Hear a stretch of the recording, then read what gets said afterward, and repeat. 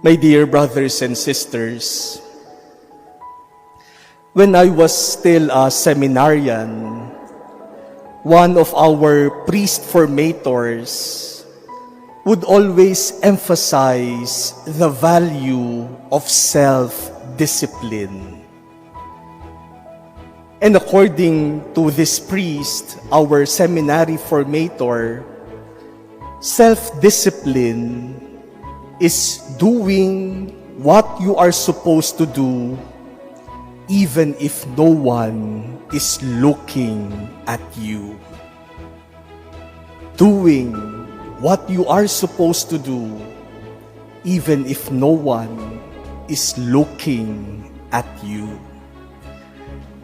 You know, as young seminarians, we would behave properly if the priests are looking at us.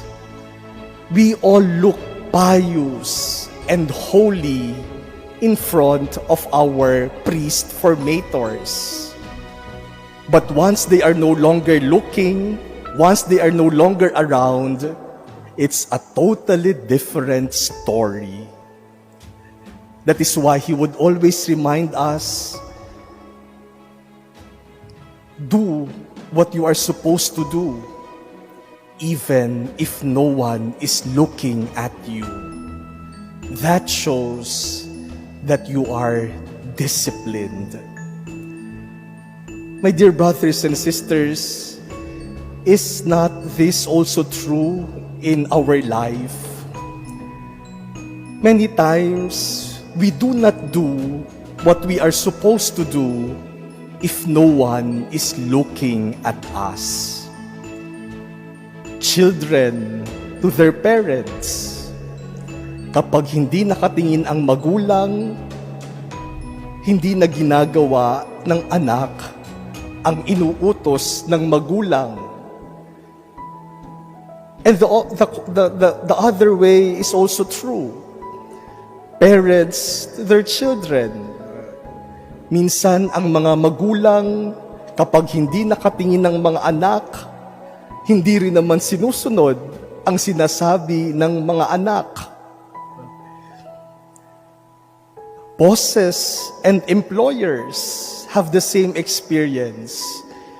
Kapag wala na ang boss, kapag hindi na nakatingin ng supervisor, hindi na rin nagtatrabaho.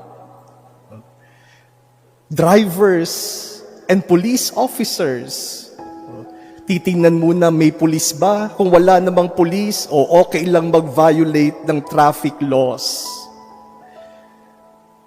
Husbands and wives, kapag wala ang asawa at kapag wala namang nakakakilala sa akin dito, hindi ko sasabihin may asawa na ako. When no one is looking, it seems that we are acting contrary to who we are. But when someone is looking, especially a person in authority, we behave appropriately. Do what you are supposed to do, even if no one is looking at you. For our priest formator, this is self-discipline. But Jesus calls this faithfulness. In the parable of Jesus in our gospel today, he differentiates a faithful servant from a wicked servant.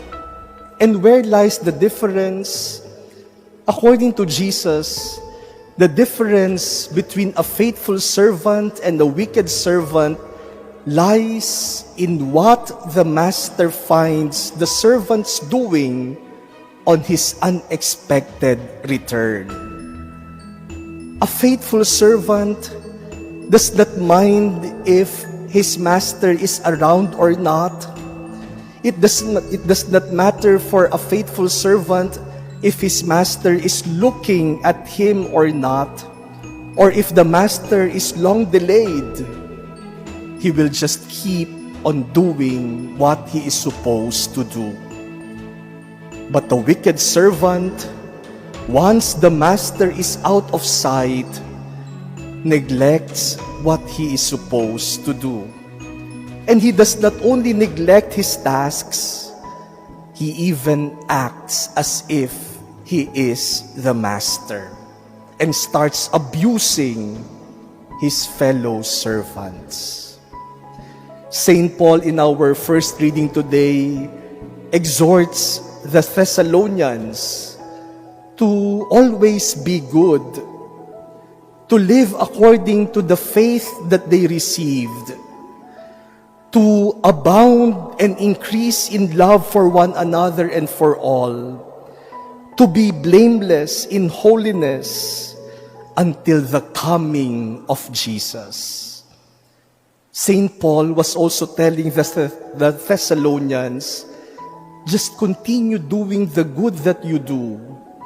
Just live out your faith while waiting for your master's return, while waiting for the Lord's coming. My dear brothers and sisters, do you have self-discipline? Are you faithful? Do you do the things that you are supposed to do, even if no one is looking at you? Do you act according to who you are, even if no one knows you?